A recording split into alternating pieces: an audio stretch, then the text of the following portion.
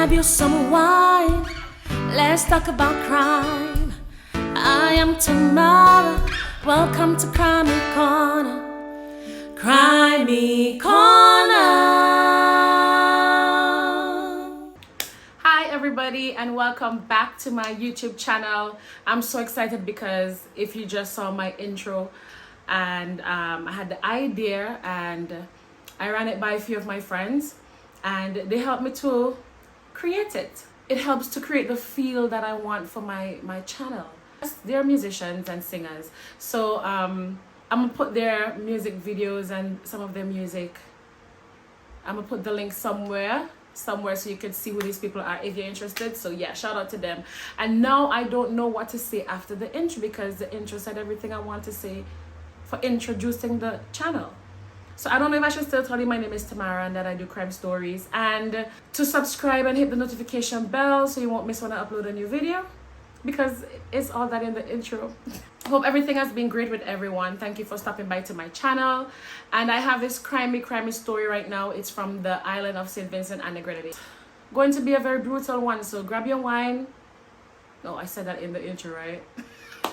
Grab your wine and let's get right into it. You don't have to grab wine if you don't want to though. You could grab something else, grab some snacks, but just get comfortable and let's jump right into this crime story. On the 8th of January 2003, Felix Browne, also known by the name Ding, and Daniel Dick Trimingham, mostly known by the name Compy, they were working on a farm in Kilboney. They were farmers. And while at the farm, Ding said he was there cutting grass and Compy was there cleaning his gun, which he normally carried around, an illegal firearm. He was cleaning his gun and it was a usual day at work. They then decided that they wanted to go to another land in Carre. So about 5:30, they left their work and they went to another piece of land in Carre. And this land was owned by 68 years old Albert Browne, better known as Bertie. So we'll just refer to him as Bertie for this video because that's easier. He was a livestock farmer. Now, Ding and Compy, they were walking across the land and they realized that Bertie passed them, but Bertie did not recognize that there were trespassers on the land. So Compy said to Ding, let's move on, let's go to a different spot. While they're going to the different spot, Compy shouted out to Ding and he said, stop. Ding froze and Compy said, let's go and hide. So they went into the shed and well, Ding went into the shed and Compy, he went to hide at a separate spot. They were trying to be inconspicuous. Yeah? So Ding is there hiding, and while he's there hiding, he heard Compy's mouth. And he was like, but this man we supposed to be hiding, who is he talking to? Why is he not hiding? So he peeped out from the shed from his hiding spot, and to behold, he saw Compy holding Bertie at gunpoint to the ground. Well, as he testified in his statement, he said that Compy had Bertie's stick up. He asked Bertie for money. Bertie replied that he had no money and whatever money he had, which was $900, he gave it to his daughter already, so he had nothing. He suggested to Compy that he can take the goats, he can take whatever he wants from the farm and just leave. Ding said, he shouted out to Compy and he said, why don't you just leave him alone? Leave him alone. Let's just go and leave him alone. Compy replied, how can I leave him alone? Why would I leave him alone? He would go and make a report and then I would get in trouble. So I can't just leave him alone. I think at that point, Compy decided to do the most unthinkable thing a human being can do to another human being. I think at that very exact point when he realized that there's no way I can let this man go because if I do, I'm gonna get in trouble. He decided that he was going to do the most unthinkable act ever. So Compy took Bertie up and he led him to a piece of land that's called a contour. Now, I didn't know what a contour was, so I had to smoogle the internet and look for pictures. So in case you're just like me and you was like, hey, what's a contour? I got you. Pictures of a contour coming right up. So he took him to the spot, and Bertie, hearing what Compy had said earlier about him not wanting Bertie to report him to the police and get him in trouble, I think Bertie also knew that something terrible was about to happen. And so Bertie began to cry. He was bawling his eyes out. He was terrified. And you could imagine he's 68 years old. This is an old man. And Compy, he's annoyed by all this. So he decided to shut him up by giving him 3 thumps in the stomach, causing Bertie to fall over and causing him to fall face down and groaning and moaning because now he's in pain. Remember, this is an old man. Compy then took the cutlass that he took from Bertie and he began digging a hole. And then he took Bertie by the shoulders and pushed him down into the bank of the contour. Compy then lifted Bertie's head and slit his throat. He then allowed the blood to run for 5 minutes. When he was satisfied that the blood was finished running, he then took the cutlass and he sawed from the back of the neck until it met the bone. And then he cut it off completely. He then lifted it up by the air and then rested on the bank of the contour. Ding stated when he saw this, he felt ill. And he could not believe his eyes. He could not believe what was happening. He could not believe what he was seeing. And he's there in shock. He felt ill. I mean, who would not feel ill seeing someone being beheaded in front of them? That would make anybody sick. But after decapitating Bertie, Compy undressed him. He took off his pants and he tied the foot of the pants to make it into like a bag. He then placed the head in the bag and rested the head there apart from his body. Now this is the part that is very strange and very weird and unusual. And it's also, if I might be honest with myself, when I read it, it was a bit funny to me at the time, and it was just comical that while you're there dismembering a human being, you could find it necessary to make fun or to have a joke. Now I was even going back and forth as to if I should include this part in telling you the story, but I'm like, yeah, because this part shows how evil and mean and psychotic Compy really was.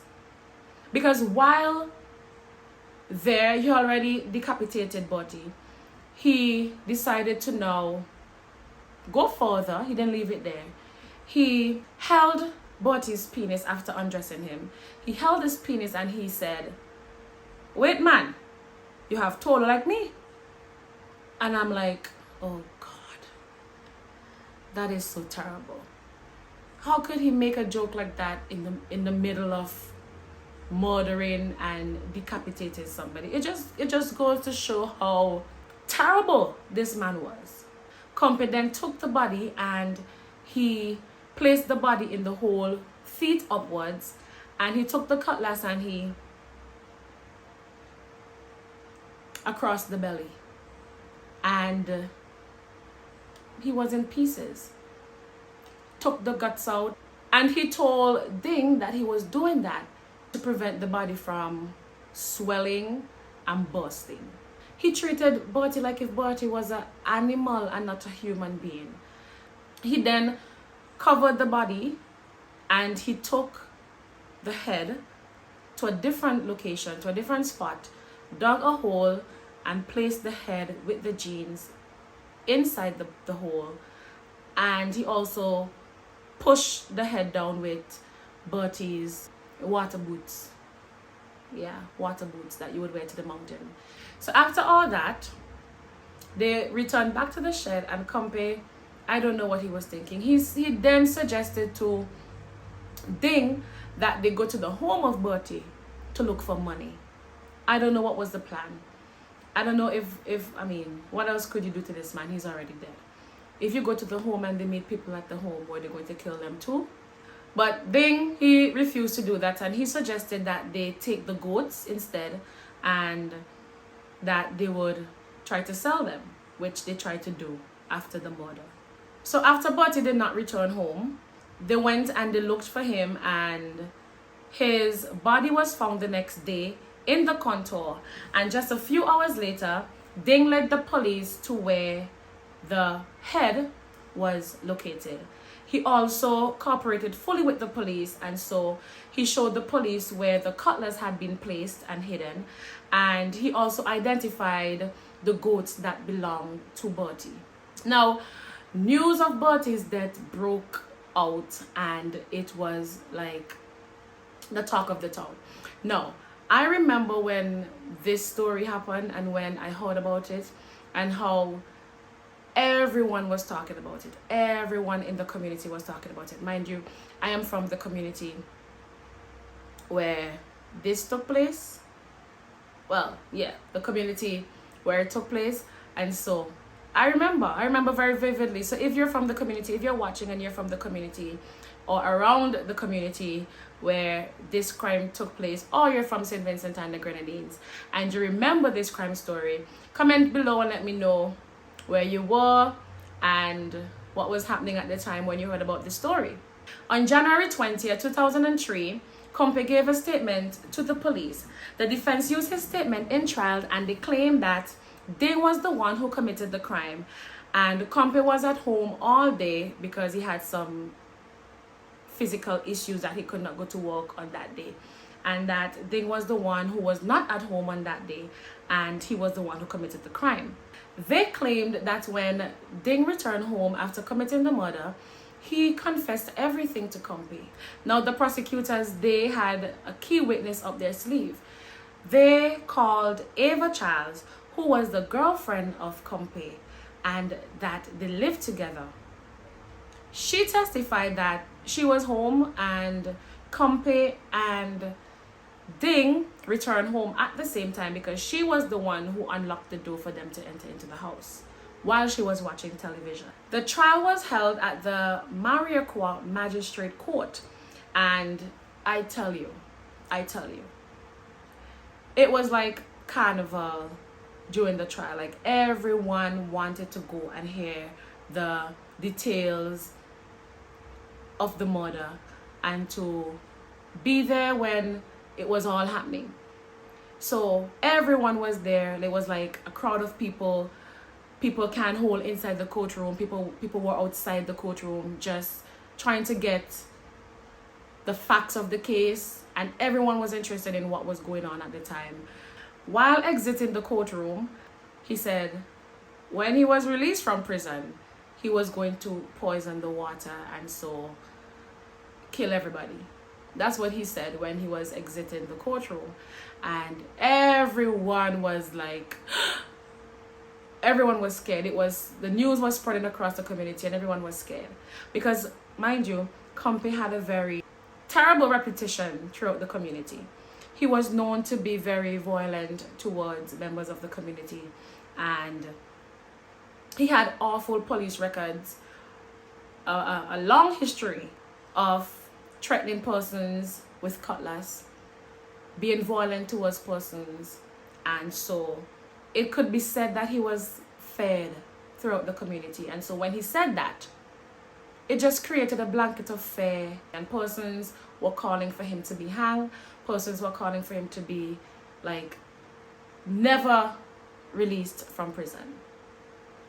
Ultimately, Compe was convicted for the murder of Albert Bertie Brown, and he was sentenced to death. He later appealed his conviction a few times until it reached the Privy Council in the UK, and his death penalty was then commuted to life in prison. Now, it is important to note that a life sentence is accepted as 30 years, and if he outlived his life sentence of 30 years, he would be eligible to be released back into society. However, Compe died on August 23rd between 6 and 7 p.m. after a battle with cancer. It is also said that before he died, he gave his life to Christ and he repented and lived the latter part of his years as a Christian. But it does not erase what he did in his past, and he committed a crime that I think would go down as one of the most horrific crimes in the history of St. Vincent and the Grenadines. Like, every time you mention his name, there's somebody who could tell you exactly what he did and what he is known for. Let me know what you think about this crime story, especially if you're from St. Vincent and the Grenadines. Let me know what you think about it. If you remember the crime story, if you remember the facts of this case. If I left anything out and you remember any details of the story, let me know. Also, do you think that it was their intention to go there and rob him and kill him, or was it just that they did not expect him to be there and he showed up?